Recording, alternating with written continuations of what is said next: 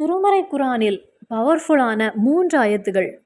Powerful அப்படின்னு சொன்னால் நமது வாழ்க்கை ஸ்ட்ராங்காக இருக்க காலையிலும் மாலையிலும் இந்த 3 ஆயத்துக்களை ஒரே ஒரு தடவை ஓதினால் போதுமானது. வாழ்க்கையில் சம்பாத்தியம் இல்லை, செல்வம் இல்லை, வருமானம் இல்லை அப்படிங்கிற ஒரு பெயர் கொண்டு நீங்கள் தலை குனிந்து நிற்க வேண்டிய ஒரு சூழ்நிலையெல்லாம் உங்களுக்கு வந்திருந்தா அது எல்லாமே மறந்து நாம் தலை நிமிர்ந்து அந்தஸ்தோடு மதிப்போடு சம்பாத்தியத்தோடு நிமிர்ந்து நிற்பதற்கு இந்த ஆயத்தை வழக்கமாக ஓதினால் போதும்னு மகான்கள் கிதாபில் பதிவு செய்து இருக்கக்கூடிய ஆயத்துகள். இன்ஷா அல்லாஹ் அந்த 3 ஆயத்துகள் எதுன்னு நம்ம தெரிந்து கொள்வோம். அதனுடைய சிறப்புகளை கேட்கும்போது ரொம்ப ஆச்சரியமாக இருந்தது. ஆனால் எப்படி வேண்டுனாலும் ஓதலாம் அப்படின்னு நினைத்து நாம் ஓதினால் அதனுடைய சிறப்புகள் நமக்கு கிடைக்காது. நான் சொல்லக்கூடிய இந்த ஒரு விதத்தில் நீங்கள் ஓதி பாருங்க. இன்ஷா அல்லாஹ் நீங்கள் எந்தெந்த இடத்தில் தலை குனிந்து நிற்க வேண்டிய ஒரு சூழ்நிலை உங்களுக்கு வந்ததோ, சம்பாத்தியம் இல்லை, வருமானம் இல்லை, செல்வம் இல்லை, அதனுடைய பேரில் தலை குனிந்து நிற்க வேண்டிய காரியங்கள் உங்களுக்கு எதெல்லாம் நடந்ததோ அது எல்லாம் விலகி உங்களுக்கு நிமிர்ந்து நிற்கக்கூடிய ஒரு நிலை அல்லாஹு தாலா ஏற்படுத்தி தருவான். நமது வாழ்க்கையில் பெரிய அளவில் ஐஸ்வர்யத்தையும் பரக்கத்தையும், அது பிஸ்னஸிலாக இருந்தாலும் சரி, வேலையிலாக இருந்தாலும் சரி, சம்பாத்தியத்தில் நாம் செல்லக்கூடிய துறைகள் எல்லாமே சிறப்பாகி கிடைக்க நான் சொல்லக்கூடிய இந்த 3 ஆயத்துகள் போதுமானது. அல்லாஹு தாலா நமக்கு வழக்கமாக ஓதுவதற்கு பாக்கியம் செய்வானாக. வீடியோ முழுவதுமாக கேளுங்கள். இந்த இல்மை அடுத்தவர்களுக்கும் பகிர்ந்து கொள்ளுங்கள். இன்றைய தினத்திலிருந்து சம்பாத்தியம் இல்லை, அதனுடைய பேரில் உங்களுக்கு கவலைப்பட வேண்டிய ஒரு நிலை வராது இன்ஷா அல்லாஹ். அஸ்ஸலாமு அலைக்கும் வரஹ்மத்துல்லாஹி வபரகாத்துஹு. பிஸ்மில்லா வல்ஹம்துலில்லா. அஹூது பி கலிமாத்துல்லாஹி தாம்மாத்தி மின் குல்லி ஷைத்தானின் வஹாமா வ மின் குல்லி ஐனின் லாமா. வஹாபான ரப்பு நமது அமல்களை எல்லாம் ஏற்றுக்கொள்வானாக. நாம் அறிந்தோ அறியாமலோ செய்த சிறிய பெரிய அனைத்து பாவங்களையும் அல்லாஹு தாலா மன்னித்து நமக்கு பொறுத்து தருவானாக. அல்லாஹு தாலா நமக்கும் நம்மை சுற்றி இருக்கக்கூடியவங்களுக்கும், எல்லா மோமீன்களுக்கும், எல்லா உம்மாவுக்கும், எல்லா சகோதர சகோதரிகளுக்கும், அதிலும் என்னுடைய சவுண்டை கேட்டுக்கொண்டிருக்கக்கூடிய ஒவ்வொரு மூமீன்களுக்கும் ஒவ்வொருவருக்கும் அல்லாஹு தாலா அவருடைய கல்பில் உள்ள தேவைகளை எல்லாம் இறைவன் பூர்த்தி செய்து தருவானாக. அவர்களுடைய வேதனைகளை எல்லாம் ரப்பு போக்கி தருவானாக. ஒவ்வொருவருடைய வாழ்க்கையிலும் நல்ல சந்தோஷமும் சமாதானமும் பரக்கத்தும் ராகத்தும் வழங்கி அருள் புரிவானாக. சம்பாதியத்தில் ஒரு உயர்வை வழங்குவானாக. நமது ஆரோக்கியத்தை நிலைநிறுத்தி தருவானாக. ஆஃபியத்துள்ள நீண்ட ஆயுள இறைவன் வழங்குவானாக. சகல ஆபத்துகளிலிருந்தும் முசீபத்திலிருந்தும் இறைவன் பாதுகாப்பு வழங்குவானாக. இன்னைக்கு நான் ஒரு 3 ஆயத்துக்களை உங்களிடம் பகிர்ந்து கொள்கிறேன். திருமறை குரானில் பவர்ஃபுல்லான 3 ஆயத்துகள். இந்த 3 ஆயத்துகள் சிறப்பு என்னன்னா ஆச்சரியமாக இருந்தது அதனுடைய சிறப்புகளை கேட்கும்போது. எந்த ஒரு அடியானாவது, அதாவது அதிகமாக வேண்டாம், ஒரே ஒரு தடவை ஃபஜருடைய தொழுகைக்கு பின்னும் மஹரிபுடைய தொழுகைக்கு பின்னரும், இனி எனக்கு தொழுகை இல்லை அப்படிங்கிற ஒரு நிலையாக இருந்தாலும் அந்த நேரத்திற்கு முக்கியத்துவம் கொடுத்து அந்த ஒரு நேரத்தில் ஒரே ஒரு தடவை ஓதினால் அதனுடைய சிறப்புகளை கேட்டபோது சுப்ஹானல்லாஹ், நமது வாழ்க்கையில் உள்ள அனைத்து பிரச்சனைகளும் நமக்கு நீங்கி கிடைக்கும். அனைத்திற்கும் போதுமான ஆயத்துகள். நமது எல்லா கவலைகளும் நமக்கு நீங்கி கிடைக்க, நமது எல்லா பிரச்சனைகளுக்கும் ஒரு பரிகாரம் இந்த 3 ஆயத்துகள். அதனுடைய சிறப்புகளை கேட்கும் போது அற்புதமாக இருந்தது. அல்லாஹு தாலா அந்த ஆயத்துகளை படிப்பதற்கும் நமது வாழ்க்கையில் ஒரு பகுதியாக வைத்திருக்கவும் இறைவன் நமக்கு அருள் புரிவானாக. நமக்கு எல்லாருக்குமே நிறைய பிரச்சனைகள் உண்டு. ஒவ்வொருத்தரும் நம்மிடத்தில் துவா செய்யுங்கள் அப்படின்னு சொல்லக்கூடிய ஒரு பெரிய ஒரு விஷயம், அதிகமாக சொல்லப்படுகின்ற ஒரு விஷயம் கடன் சுமையை பற்றி தான். சிலர்கள் சொல்லக்கூடிய ஒரு விஷயம், எனக்கு ஒரு வேலை இல்லை, துவா செய்யுங்கள் சகோதரி அப்படின்னு. சிலர் சொல்லக்கூடிய ஒரு விஷயம், என்னுடைய பிள்ளையின் கல்யாணத்திற்கு வேண்டி வாங்கிய கடனை என்னால் கொடுக்க முடியவில்லை, கடன் சுமை அதிகமாக இருக்கிறது என்று. ஒரு நபர் கூறிய விஷயம், 3 பெண் பிள்ளைகள் இருக்கிறாங்க, அந்த பிள்ளைக்கு வேண்டி கல்யாணத்தை நடத்துவதற்கு வேண்டி இருந்த வீடை விற்க வேண்டிய ஒரு நிலையானது, கையில் இருந்த பணம் அனைத்துமே நஷ்டமாகி போய்விட்டது, இனி 2வது பிள்ளைக்கு கல்யாணம் ஆகக்கூடிய ஒரு வயது வந்து நிற்கிறது, இனி அந்த பிள்ளைக்கு என்ன செய்வது என்று தெரியவில்லை, இனி எந்த ஒரு வழியும் என்னிடத்தில் இல்லை, அடுத்தவர்களிடத்தில் சென்று கை நீட்டி நிற்பதற்கு எனக்கு தயக்கமாக இருக்கிறது அப்படி சொல்லி அந்த நபர் கண்ணீர் விட்டு விட்டு அழுறாங்க. அப்போ அவர்களுக்கெல்லாம் அல்லாஹு தாலா நல்ல ஒரு வழியை ஏற்படுத்தி கொடுப்பானாக. அந்த பிள்ளைகளுக்கும் அல்லாஹு தாலா சாலிஹான வாழ்க்கையை வழங்குவானாக. அப்போ நான் சொல்லி வருவது, இது போல ஒவ்வொரு நபருக்கும் கவலைகள் அதிகமாக உண்டு.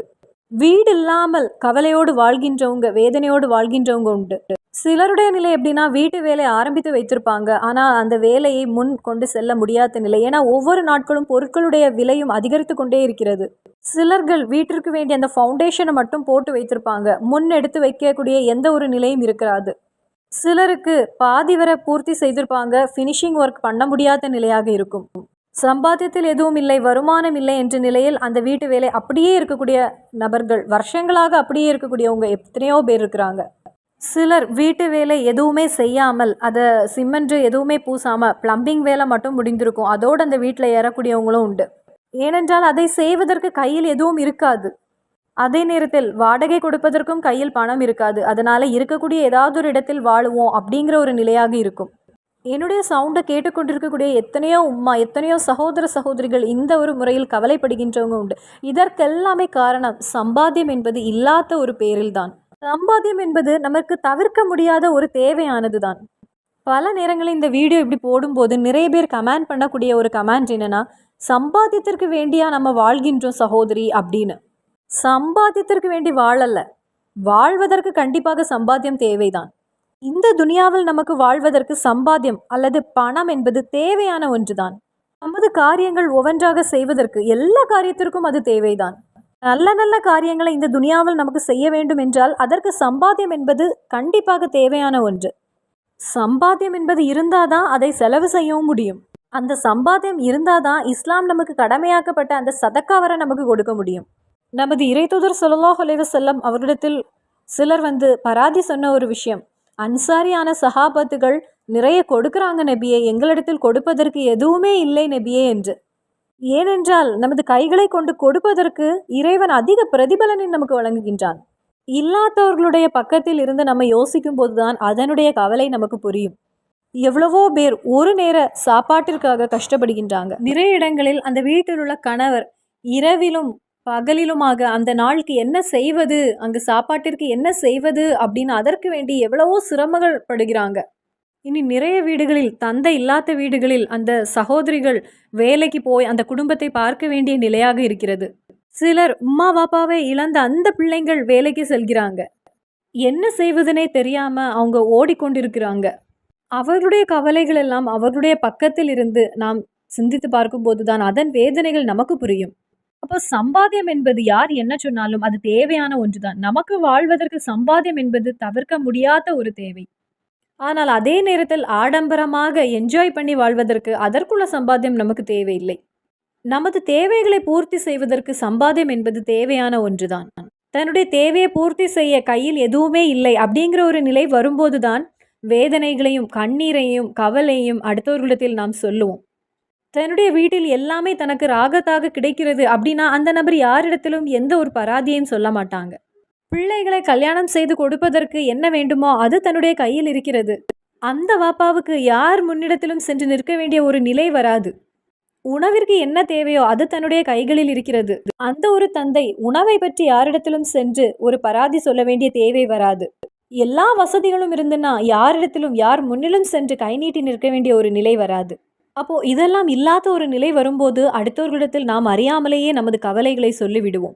அப்போ இதற்கெல்லாம் ஒரு சொல்யூஷன் கிடைக்க, இதிலிருந்தெல்லாம் நமக்கு ஒரு பரிகாரம் கிடைக்க, சம்பாத்தியம் இல்லை அதன் பெயரில் எந்த ஒரு அடியானாவது தலை குனிந்து நிற்க வேண்டிய ஒரு நிலை வந்திருந்தால் அவர்களெல்லாம் தலை நிமிர்ந்து தலையை உயர்த்தி நிற்க 3 ஆயத்துக்களை இன்ஷா அல்லாஹ் வழக்கமாக்கி கொள்ளுங்கள். இந்த வீடியோ உங்களுடைய கைகளில் எப்போ வந்தாலும் அதற்கு அடுத்து உங்களுக்கு மஹரிப்பாக இருந்தால் அந்த நேரத்திலும், அல்லது ஃபஜருடைய நேரத்திலாக இருந்தால் ஃபஜருடைய நேரத்திலும், மஹரிப்புடைய நேரத்திலும் ஃபஜருடைய நேரத்திலும் இந்த 3 ஆயத்துக்களை ஓதிக்கொள்ளுங்கள். இந்த 3 ஆயத்துகளையும் இன்றைய தினத்திலிருந்து நீங்கள் வழக்கமாக ஓதி வரும்போது இன்ஷா அல்லாஹ் சம்பாத்தியம், அதாவது கஜானாவுடைய அந்த வாசல்களை அல்லாஹு தாலா உங்களுக்கு வேண்டி திறந்து தருவான். சம்பாத்தியம் இல்லை என்கிற பேரில் நாம் என்னெல்லாம் கஷ்டம் அனுபவிக்கிறோமோ அதெல்லாம் நமக்கு பறந்து போவதற்கு அதற்கெல்லாம் ஒரு பரிகாரமாக இருக்கிறது இந்த 3 ஆயத்துகள். சிலருக்கு இருக்கக்கூடிய மற்றொரு பிரச்சனை என்னவென்றால், கொஞ்ச நாட்கள் இதை அப்படியே செய்வாங்க, அதன் பின்பு மறுபடியும் அவங்களுடைய பராதியை அவங்க சொல்ல ஆரம்பிப்பாங்க.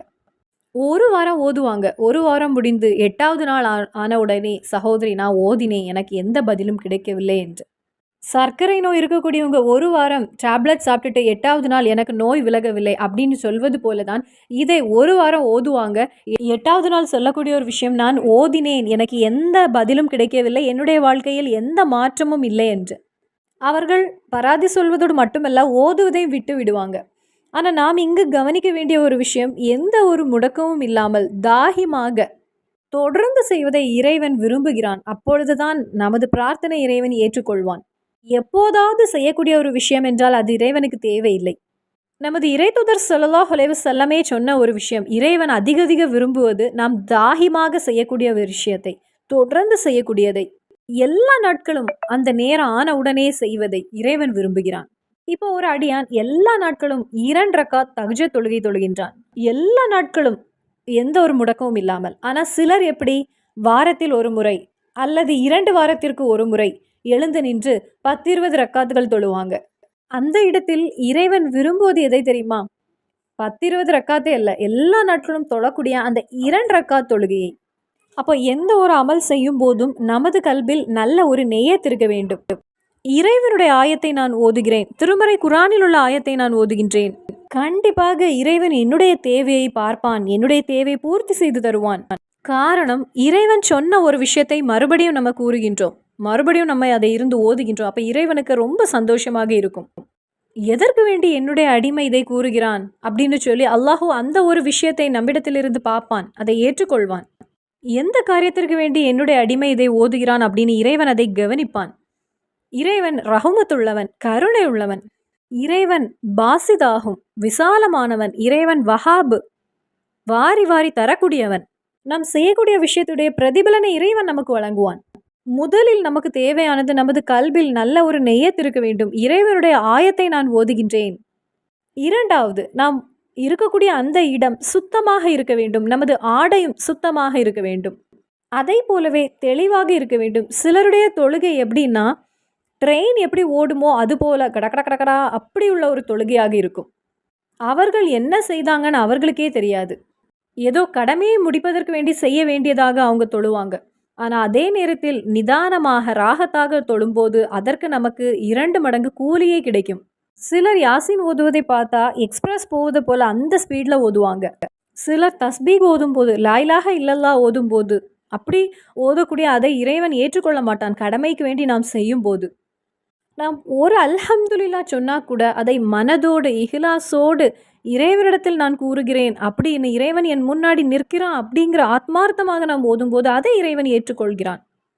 இந்த ஆயத்தை ஓதும்போது நாம் கவனிக்க வேண்டிய விஷயம், நல்ல நெய்யத்தோடு ஓத வேண்டும். இறைவனுடைய திருமறை குரான் அப்படிங்கிற நல்ல நெய்யத்தோடு ஓத வேண்டும். இரண்டாவது, சுத்தமான இடத்தில் அமர்ந்து ஓதுங்கள், சுத்தமான ஆடை அணிந்து கொள்ளுங்கள். மூன்றாவது, தெளிவாக ஓதுங்கள். இப்போ நான் தஜ்வீதோடு ஓதுங்க அப்படின்னு சொல்லலை, மேக்சிமம் தெளிவாக ஓத முயற்சி செய்யுங்கள். ஏனென்றால் இந்த 3 ஆயத்துகளையும் ஒரு முறை ஓதினால் போதுமானது. 4வது விஷயம், எந்த முடக்கமும் இல்லாமல் தாகிமாக ஓதுங்கள். ஒரு வாரம் நான் ஓதினேன் அல்லது 2 வாரம் நம்ம ஓதுவோம் அப்படி என்று இல்லாமல், ஏனென்றால் அல்லாஹு தாலா ஷெர்ரை கொண்டு அதன் பின்பு நம்மை சோதிப்பான். அதனால் நமது வாழ்க்கையில் எந்த முடக்கமும் இல்லாமல் ஓதிக்கொண்டே இருங்கள். அப்படி ஓதி வரும்போது நீங்கள் நினைத்து பார்க்காத ஒரு இடத்தில் அல்லாஹு தாலா அனைத்து வாசல்களையும் உங்களுக்கு திறந்து தருவான். அல்லாஹு தாலாவின் விசாலமான கஜானத்தை நாம் நினைத்து கூட பார்க்காத இடத்தில் வைத்து இறைவன் நமக்கு திறந்து தருவான். நாம் எதிர்பார்க்காத நேரத்தில் நமக்கு ஏதாவது கிடைக்கும் போது அந்த சந்தோஷம் இரட்டிப்பாக இருக்கும். நாம் எதிர்பார்த்திருக்கவே மாட்டோம், அந்த ஒரு இடத்தில் வைத்து அல்லாஹு தாலா நமக்கு அருள் புரியும் போது அந்த சந்தோஷத்தை சொல்வதற்கு வார்த்தைகளே இல்லை. நீங்கள் ஓதக்கூடிய அந்த 3 ஆயத்துகளை நான் ஒரு வாரம் ஓதுகிறேன், இல்லை நான் 1 மாதம் ஓதுகிறேன், இல்லை என்னுடைய பிள்ளையின் கல்யாணம் முடிவது வரை ஓதுகிறேன், அல்லது என் பிள்ளைக்கு ஒரு வேலை கிடைக்கும் வரை ஓதுகிறேன், அல்லது வீட்டு வேலை பூர்த்தியாகும் வரை ஓதுகிறேன் அப்படிங்கிற ஒரு எண்ணத்தோடு ஓதாதீங்க. தொடர்ந்து முடக்கவும் இல்லாமல் ஓதுங்கள். இன்ஷா அல்லாஹ் என்னுடைய மரணம் வரை இதை ஓதுவேன் அப்படிங்கிற ஒரு நெய்யத்தை கல்பில் வைத்துக்கொண்டு ஓதுங்கள். நமது கல்பில் அப்படி நல்ல ஒரு எண்ணம் இருந்தாலே இறைவன் அதற்கு நமக்கு தௌஃபீக் புரிவான். இனி ஒருவேளை உங்களுக்கு பதில் கிடைக்காமல் இருந்தால் எல்லாவற்றிற்கும் குற்றம் கூறாதீங்க. எந்த விஷயத்திற்கும் சிறிய விஷயத்திற்கும் எனக்கு இல்லை அப்படின்னு குற்றம் கூறாதீங்க. ஏனென்றால் ஒருவேளை இறைவன் நமக்கு வழங்குவான், ஆனால் நமக்கு தந்து அதை சோதிப்பான். ஏனென்றால் நிறைய உதாரணங்கள் இருக்கிறது. அதற்கு சிறந்த உதாரணம்னு பார்த்தா இபிலீஸு செய்ததற்கு அல்லாஹு தாலா நிறைய கொடுத்தான், ஆனால் அது எல்லாமே நரகத்திற்கு செல்லக்கூடிய வழியாக இருந்தது. அப்போ இந்த காரியங்களை எல்லாம் கவனித்து கொண்டு நல்ல ஆத்மார்த்தமாக இஹ்லாஸோடு முழு நெய்யத்தோடு இந்த ஒரு ஆயத்தை ஓதி பாருங்கள். ரொம்ப எளிதான ஆயத்துகளாகும். திருமறை குரானில் சூரத்து அல் அனாம்ல 133வது ஆயத்து, நிறைய பேர் தமிழில் போடுங்க தமிழில் போடுங்கன்னு கேட்குறீங்க. அரபியில் ஓத நாம் முயற்சிகள் எடுக்க வேண்டும். வரப்புகல் ஹனியுதுல் ரஹ்மா ஐஷா யுத்இபுக்கும் வயஸ்தஅலிஃப் மின் பஅதிக்கும் ஐஷா கமா அன்ஷஅக்கும் மின் துர்ரியத்தி கௌமின் ஆகரீன். இந்த ஒரு ஆயத்தை ஃபஜருக்கு பின்னும் மஹரிப்புக்கு பின்னரும் ஒரு தடவை ஓதுங்க. இனி அடுத்தது சூரத்து யூனுஸ், அதுல 68வது ஆயத்து. காலு தகாதல்லாஹு வலத சுப்ஹான ஹுவல் கனியுல்லாஹு மா ஃபிஸ் ஸமாவாதி வ மா ஃபில் அர்ள் இன் இந்தகும் மின் சுல்தானின் பிஹாத அத்தகுலூன அலல்லாஹி மா லா தஅலமூன். காலு தகாதல்லாஹு வலத சுப்ஹான ஹுவல் கனியுல்லாஹு மா ஃபிஸ் ஸமாவாதி வ மா ஃபில் அர்ள் இன் இந்தகும் மின் சுல்தானின் பிஹாத அத்தகுலூன அலல்லாஹி மா லா தஅலமூன். நாம் தொடர்ந்து ஓதி வரும்போது இந்த ஆயத்துக்களை எல்லாம் சீக்கிரமாக ஓதி முடித்துவிட முடியும். ஏனென்றால் யாசீன் சூரத்து முழுவதுமாக ஓதுகிறோம், ஆயத்துல் குர்சி ஓதுகிறோம், ஆமனர் ரசூல் ஓதுகிறோம், லக்கதிஜாவுக்கும் ஓதுகிறோம். ஆயத்து ஓதி வரும்போது நமக்கு பார்க்காமலே படித்து விடலாம். அதனால இந்த ஆயத்தை தொடர்ந்து ஓதி வரும்போது உங்களுக்கு மனப்பாடமாகிவிடும். இனி அடுத்தது சூரத்துல் ஹஜ்ஜில் 64வது ஆயத்து. லஹு மா ஃபிஸ் ஸமாவாதி வ மா ஃபில் அர்ள் வ இன்னல்லாஹ லஹுவல் ஹனியுல் ஹமீத்.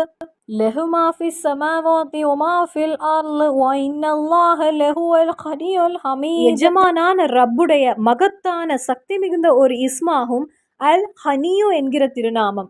இந்த ஒரு திருநாமம் சேர்ந்திருக்கக்கூடிய 3 ஆயத்துகளாகும், அடங்கி இருக்கக்கூடிய 3 ஆயத்துகளாகும். இந்த ஒரு திருநாமம் அல்லாஹு தாலா குரான்லேயே 18 இடங்கள்ல குறிப்பிட்டிருக்கிறான். இறைவன் பணக்காரன், அவன் எல்லாம் உள்ளவன், தன்னிறைவு பெற்றவன், சுதந்திரமானவன், அவன் யாரையும் சார்ந்திருக்க வேண்டியதில்லை, எல்லா உயிரினங்களும் அவனை சார்ந்துதான் இருந்தாக வேண்டும். பணம், செல்வம், வசதி அனைத்துமே அவனிடத்திலிருந்தே நமக்கு கிடைக்கும், அவனிடத்தில் அதிகமாகவே உள்ளது. இந்த 3 ஆயத்துகளையும் தொடர்ந்து எந்த ஒரு முடக்கமும் இல்லாமல் ஓதிவாங்க.